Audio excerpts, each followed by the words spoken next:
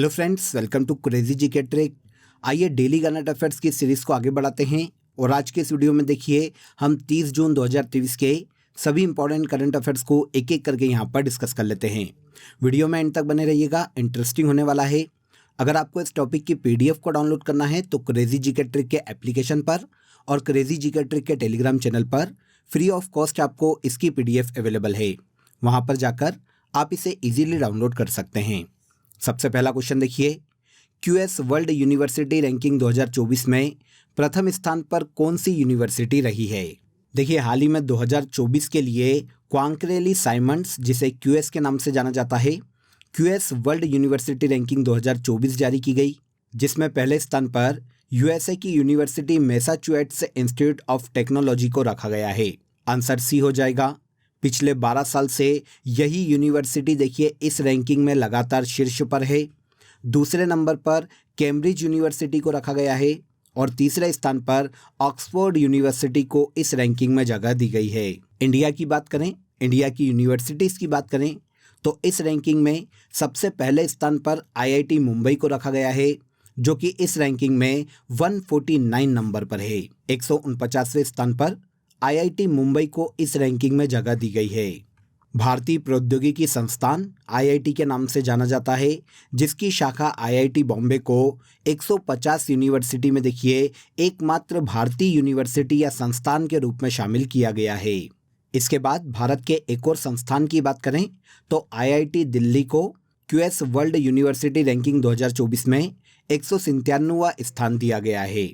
इसके बाद तीसरे नंबर पर भारत के किसी संस्थान की बात करें तो IISc बेंगलुरु को इस रैंकिंग में 225वें स्थान पर रखा गया है। यूनिवर्सिटीज़ की इस रैंकिंग में देखिए 104 स्थानों की 1500 यूनिवर्सिटीज़ या संस्थानों को सम्मिलित किया गया है। 3 अलग अलग डायमेंशंस के आधार पर इस रैंकिंग को तैयार किया जाता है, जिसमें देखिए सस्टेनेबिलिटी, एम्प्लॉयमेंट आउटकम्स और इंटरनेशनल रिसर्च नेटवर्क कैसा है किसी भी यूनिवर्सिटी का, इस आधार पर इस रैंकिंग को तैयार किया जाता है। इस रैंकिंग में पहले स्थान पर मैसाचुसेट्स यूनिवर्सिटी को रखा गया है, जो कि USA की है। और इंडिया की बात करें तो IIT बॉम्बे को इस सूची में 149वां स्थान दिया गया है। नेक्स्ट देखिए, हाल ही में किस राज्य की अमरोहा ढोलक को GI टैग प्रदान किया गया। तो ढोलक है ये, अमरोहा ढोलक के नाम से जानी जाती है, जिसका निर्माण उत्तर प्रदेश के अमरोहा में किया जाता है। इसीलिए इस ढोलक के लिए जो GI टैग है वो भी उत्तर प्रदेश राज्य के एक पर्टिकुलर प्लेस की ढोलक को प्राप्त हुआ है, जिसका नाम है अमरोहा ढोलक। हाल ही में यूपी के 7 अलग अलग प्रोडक्ट को GI टैग दिया गया है, जिसमें अमरोहा का ढोलक, महोबा गोरा पत्थर हस्तशिल्प, मैनपुरी तारकशी, Sambhal horn craft, Baghpat home furnishing, Barabanki handloom product और काल्पी हैंडपेड पेपर शामिल है। ये 7 ऐसे प्रोडक्ट है यूपी के जिन्हें हाल ही में देखिए GI टैग प्रदान किया गया है। हम यहाँ पर अमरोहा ढोलक की बात करें तो यह एक संगीत वाद्य यंत्र है, जो कि देखिए प्राकृतिक लकड़ी से निर्मित किया जाता है। नॉर्मली इसे बनाने में आम, कटहल और सागौन की लकड़ी का उपयोग किया जाता है। इसके पहले देखिए उत्तर प्रदेश में एक जिला एक उत्पाद योजना में भी इस ढोलक को जगह दी गई थी। उत्तर प्रदेश में इस ढोलक को GI टैग के लिए अक्टूबर 2019 में आवेदन किया गया था और अब जाकर 2023 में इसे GI टैग दिया गया है।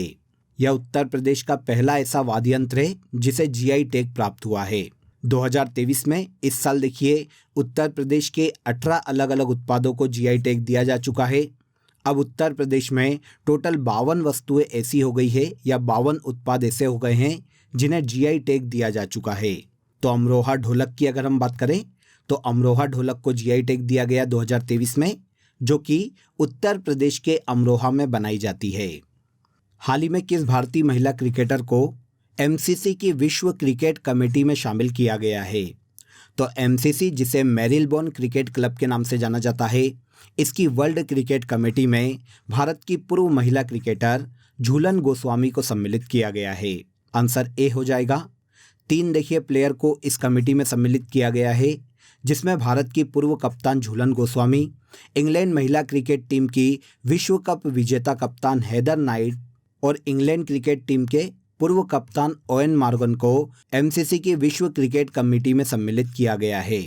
झूलन गोस्वामी के बारे में आप सभी जानते हैं कि ये पूर्व भारतीय महिला क्रिकेटर है जिन्होंने इंटरनेशनल क्रिकेट से पिछले साल ही संन्यास लिया था। 2022 में लॉर्ड्स मैदान में इन्होंने अपना आखिरी वनडे इंग्लैंड के खिलाफ ही खेला था। अब झूलन गोस्वामी को एमसीसी की विश्व क्रिकेट कमेटी का मेंबर बनाया गया है। इन्हें देखिए इसी साल एमसीसी का मानद आजीवन सदस्य भी बनाया गया था। एमसीसी अभी मैंने आपको बताया कि ये इंग्लैंड की एक इंडिपेंडेंट क्रिकेट कमेटी है जिसके अध्यक्ष माइक गेटिंग है और झूलन गोस्वामी अब इसकी वर्ल्ड क्रिकेट कमेटी की सदस्य बनाई गई है।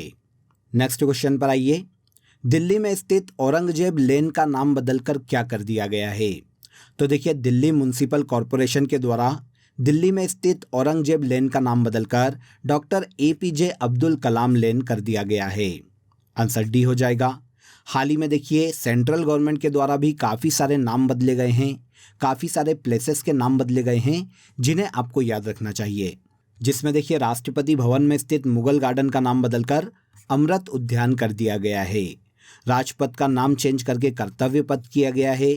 प्रवासी भारतीय भवन का नाम बदलकर सुषमा स्वराज भवन कर दिया गया है। फिरोज शाह कोटला स्टेडियम जो कि दिल्ली में स्थित है, इसका नाम बदलकर अरुण जेटली स्टेडियम कर दिया गया है। इसके अलावा महाराष्ट्र के मुंबई में स्थित वर्सोवा बांद्रा सी लिंक का नाम बदलकर वीर सावरकर सेतु किया गया है और मुंबई ट्रांस हार्बर लिंक का नाम बदलकर अटल बिहारी वाजपेयी के नाम पर रखा गया है। तो इस तरह से ये अदर चेंज नेम याद रखिएगा जो कि अलग अलग प्लेसेस के बदले गए हैं, ये भी पूछे जा सकते हैं एग्जाम में। और इसके अलावा जिस पर आज का हमारा क्वेश्चन है, दिल्ली में औरंगजेब लेन का नाम बदलकर डॉक्टर एपीजे अब्दुल कलाम लेन कर दिया गया है दिल्ली म्युनिसिपल कॉरपोरेशन के द्वारा। आगे आ जाइए। सीबीआई का विशेष निदेशक किसे नियुक्त किया गया है? हाल ही में देखिए आईपीएस अधिकारी अजय भार्गव को सीबीआई का स्पेशल डायरेक्टर नियुक्त किया गया है। अजय भटनागर की बात करें तो ये झारखंड कैडर के 1989 बैच के आईपीएस अधिकारी हैं जिनकी नियुक्ति 2023 में की गई है और अब 2024 नवंबर तक ये इस पद पर रहने वाले हैं। तो सीबीआई के हाल ही में स्पेशल डायरेक्टर अजय भटनागर को बनाया गया है। सीबीआई के बारे में आप सभी जानते हैं, सेंट्रल ब्यूरो ऑफ इन्वेस्टिगेशन के नाम से इसे जाना जाता है जो कि भारत सरकार की एक प्रमुख जांच एजेंसी है। इसे देखिए पिंजरे में बंद तोता भी कहा जाता है क्योंकि सेंट्रल गवर्नमेंट इसका उपयोग अपने अनुसार करती है। देश में आपराधिक मुद्दों या फिर राष्ट्रीय सुरक्षा से जुड़े अलग अलग मुद्दों पर यह ऑर्गेनाइजेशन मुख्य रूप से जांच करने का कार्य करती है। सीबीआई भारत के कार्मिक मंत्रालय के अंतर्गत कार्य करता है। इसकी स्थापना 1963 में की गई थी और वर्तमान में इसके डायरेक्टर के पद पर प्रवीण सुद है जो कि कर्नाटक के पूर्व डीजीपी हैं। और अब आईपीएस अजय भटनागर को सीबीआई का स्पेशल डायरेक्टर नियुक्त किया गया है। दोनों याद रखिएगा, इंपॉर्टेंट है।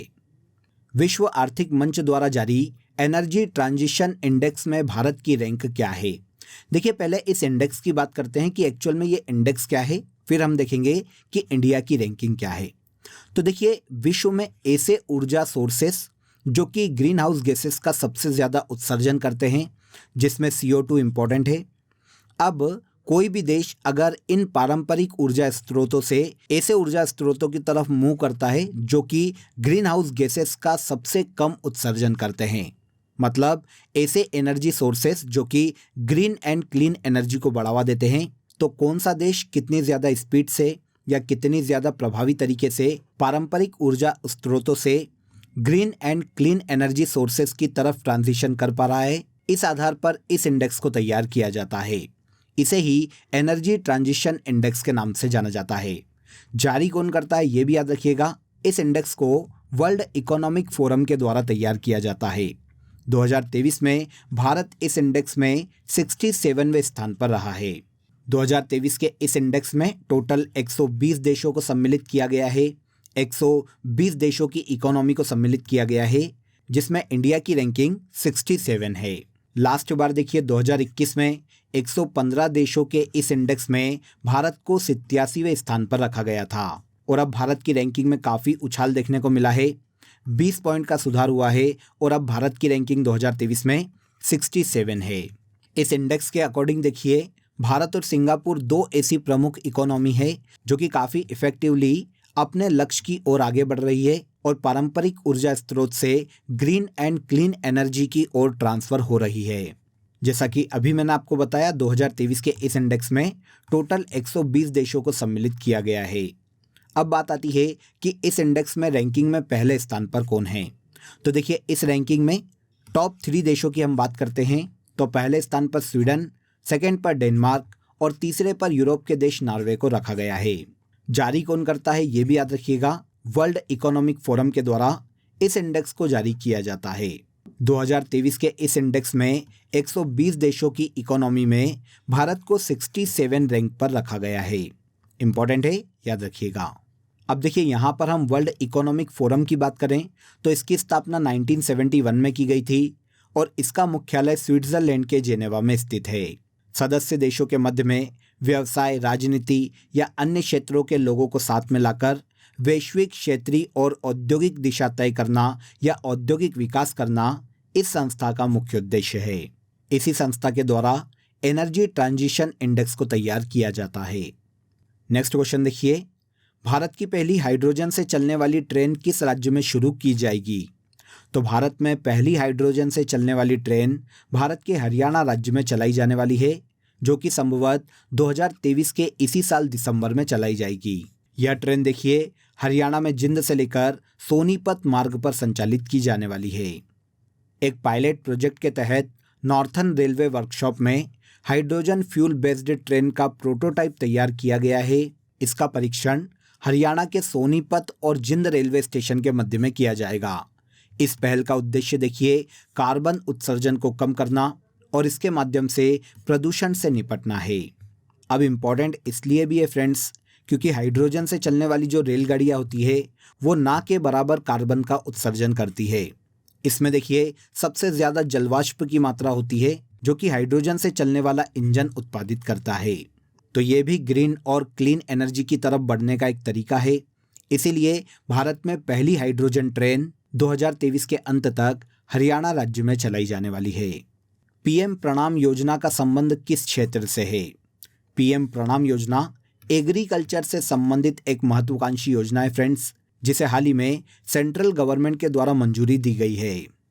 पीएम प्रणाम का फुल फॉर्म देखें तो प्रधानमंत्री कृषि प्रबंधन के लिए वैकल्पिक पोषण तत्वों का संवर्धन योजना। यही योजना पीएम प्रणाम के नाम से जानी जाती है, जिसकी घोषणा देखिए वित्त मंत्री निर्मला सीतारमण ने बजट 2023-24 में की थी। अब हमें देखिए ये तो क्लियर हो जाता है कि ये एग्रीकल्चर से संबंधित योजना है, लेकिन इसके लाभ क्या होने वाले हैं या फिर योजना किसकी बात करती है। अगर हम ये देखें तो देखिए पीएम प्रणाम योजना भूमि सुधार और पोषण सुधार से संबंधित एक कार्यक्रम है। इस योजना का उद्देश्य देखिए रासायनिक उर्वरक जिनका उपयोग आज तक किया जाता है, इनके उपयोग को कम करना और रसायनों के संतुलित उपयोग को बढ़ावा देना है, ताकि हरित विकास को बढ़ावा मिले। रासायनिक उर्वरक के कारण पर्यावरण पर पड़ने वाले नेगेटिव इफेक्ट को कम किया जा सके। इसके उद्देश्य से इस योजना को लॉन्च किया गया है। तो पीएम प्रणाम योजना कृषि क्षेत्र से संबंधित एक महत्वाकांक्षी योजना है, जिसे हाल ही में केंद्र सरकार के द्वारा मंजूरी प्रदान की गई है। Non cooperation in India, non violent strategy and protest किसके द्वारा लिखी गई पुस्तक है। तो इस पुस्तक को देखिए डेविड हार्डिमन ने लिखा है। ये एक बहुत ही प्रसिद्ध इतिहासकार है जिनके द्वारा इस बुक को लिखा गया है। अब ये इम्पॉर्टेंट इसलिए है फ्रेंड्स, क्योंकि ये जो बुक है ये गांधी जी के असहयोग आंदोलन पर आधारित है। गांधी जी का असहयोग आंदोलन जो कि देखिए 1920 में चलाया गया था, इसका विस्तृत वर्णन इस किताब में डेविड हार्डिमन के द्वारा किया गया है। असहयोग आंदोलन 1920 में शुरू हुआ था इतिहास में, जिसका नेतृत्व महात्मा गांधी के द्वारा किया गया था। अब इस पर बेस्ड पुस्तक नॉन कॉपरेशन इन इंडिया इतिहासकार डेविड हार्डिमन के द्वारा लिखी गई है। इसके बाद आज के करंट अफेयर का लास्ट क्वेश्चन देखिए, ब्रिटिश गवर्नमेंट के द्वारा किसे पॉइंट्स ऑफ लाइट अवार्ड से सम्मानित किया गया है। तो पॉइंट्स ऑफ लाइट अवार्ड से हाल ही में ब्रिटिश गवर्नमेंट के द्वारा राजिंदर सिंह दत्त को सम्मानित किया गया है। आंसर ए हो जाएगा। ब्रिटेन के पीएम ऋषि सुनक ने भारतीय मूल के ब्रिटिश नागरिक राजिंदर सिंह दत्त को हाल ही में पॉइंट्स ऑफ लाइट अवार्ड प्रदान किया। यहाँ पर आप इमेज देख सकते हैं राजिंदर सिंह की। अब बात आती है कि ये कौन है। तो देखिए 101 वर्षीय Rajinder Singh second world war में अंग्रेजों की तरफ से युद्ध लड़े थे। और यह सेकेंड वर्ल्ड वॉर में भाग लेने वाले आखिरी जीवित सिख सैनिक हैं। इन्हें हाल ही में ब्रिटिश गवर्नमेंट के द्वारा पॉइंट्स ऑफ लाइट अवार्ड से सम्मानित किया गया है। अब इस अवार्ड की बात करें कि यह अवार्ड किसे दिया जाता है, तो यह उन लोगों को दिया जाने वाला पुरस्कार है जो कि अपने किसी भी काम से देखिए समाज में बदलाव लाते हैं या उनकी सेवाओं ने किसी भी तरह से लोगों को इंस्पायर किया हो, तो ऐसे लोग इस अवार्ड के हकदार हैं। अभी देखिए यूके में इंडियन ग्लोबल फोरम के द्वारा यूके और भारत के मध्य में द्विपक्षीय संबंधों को मजबूत करने के लिए यूके इंडिया वीक सेलिब्रेशन का आयोजन 10 डाउनिंग स्ट्रीट पर किया जा रहा है। इसी उपलक्ष्य में इंग्लैंड के पीएम ऋषि सुनक ने पॉइंट्स ऑफ लाइट अवार्ड की घोषणा की है, जो कि भारतीय मूल के राजिंदर सिंह दत्त को दिया गया है। ओके, तो यहाँ पर देखिए हमने 30 जून 2023 के सभी करंट अफेयर्स को डिटेल में समझ लिया। अब आज की फैक्ट शीट में देखिए हम साइंस से रिलेटेड एक टॉपिक को यहाँ पर डिस्कस करेंगे। यहाँ पर देखिए हम मेडिकल इनोवेशन और उसके आविष्कारक के बारे में जानेंगे। तो देखिए विटामिन की बात करें तो विटामिन की खोज फंक ने की थी, विटामिन डी की खोज हॉपकिंस ने की थी। होम्योपैथी के जनक वर्ल्ड में देखिए हैनीमैन को माना जाता है। इनका पूरा नाम सैमुअल हैनीमैन है, जो कि वर्ल्ड में होम्योपैथी के जनक माने जाते हैं। इंपॉर्टेंट क्वेश्चन है, एसएससी के एग्जाम में हमने ये क्वेश्चन अक्सर देखा है। एंटीजन की खोज लैंडस्टीनर ने की थी, डायबिटीज़ की खोज बेटिंग ने की थी, polio vaccine John E Salk ने खोजा था, बैक्टीरिया की खोज ल्यूवेनहॉक ने की थी, विटामिन सी की खोज होलकट ने की थी। इसके बाद हृदय प्रत्यारोपण मतलब हार्ट ट्रांसप्लांट का आविष्कार क्रिश्चियन बर्नार्ड ने किया था, इंसुलिन की खोज बेटिंग ने की थी, चेचक के टीके की खोज एडवर्ड जेनर ने की थी और लास्ट में पेनिसिलिन की खोज अलेक्जेंडर फ्लेमिंग ने की थी। ओके, तो यहाँ पर देखिए हमने मेडिकल इनोवेशन की बात की है। किसने किसकी खोज की थी, ये क्वेश्चन सामान्यतः एग्जाम में देखने को मिलते हैं, इसीलिए एक बार पॉज करके या फिर रिवाइज करके इसे देख लीजिएगा कि किसने किसकी खोज की है। अब आ जाइए लास्ट डे के करंट अफेयर्स को एक बार हम यहाँ पर रिवाइज कर लेते हैं, जिसे हमने 29 जून के सेशन में पढ़ा था। सबसे पहला देखिए, पहली महिला कबड्डी लीग का खिताब उमा कोलकाता की टीम ने अपने नाम किया है। हाल ही में पंजाब का मुख्य सचिव अनुराग वर्मा को बनाया गया है। 16वें विशेष ओलंपिक का आयोजन जर्मनी के बर्लिन में हाल ही में किया गया। विश्व में सबसे बड़ा सड़क नेटवर्क अमेरिका का है, दूसरे स्थान पर इंडिया का नाम आता है। हाल ही में चर्चा में रहा सिविल नागरिक संहिता का संबंध भारतीय संविधान के आर्टिकल 44 से है। United nation office for outer space affairs के प्रमुख आरती होला मैनी को नियुक्त किया गया है। द योग सूत्रास फॉर चिल्ड्रन नाम की पुस्तक रूपा पई के द्वारा लिखी गई है। इसके बाद देखिए हेमिस मठ महोत्सव का आयोजन लद्दाख में किया जाता है। ऑपरेशन कन्विक्शन उत्तर प्रदेश सरकार के द्वारा चलाया गया है और राष्ट्रीय सांख्यिकी दिवस हर साल 29 जून को मनाया जाता है। तो ये सभी करंट अफेयर्स लास्ट सेशन में हमने डिस्कस किए थे। अब आ जाइए आज के लिए आपका क्वेश्चन ऑफ द डे है कि तीनों गोलमेज सम्मेलन में भाग लेने वाले 2 भारतीय कौन थे। नॉर्मली देखिए एक भारतीय के बारे में सबको पता होता है, लेकिन यहाँ पर क्वेश्चन पूछा गया है कि 2 इंडियंस कौन थे जिन्होंने तीनों गोलमेज सम्मेलन में भाग लिया था। कमेंट में इसका आंसर ज़रूर दीजिएगा। सेशन कैसा लगा ये भी बताइएगा। सेशन पसंद आया हो तो वीडियो को लाइक और शेयर कर दीजिए, चैनल को सब्सक्राइब कर लीजिए। कल फिर मुलाकात करेंगे नेक्स्ट डे के करंट अफेयर में। तब तक अपना ख्याल रखिए। जय हिंद, जय भारत।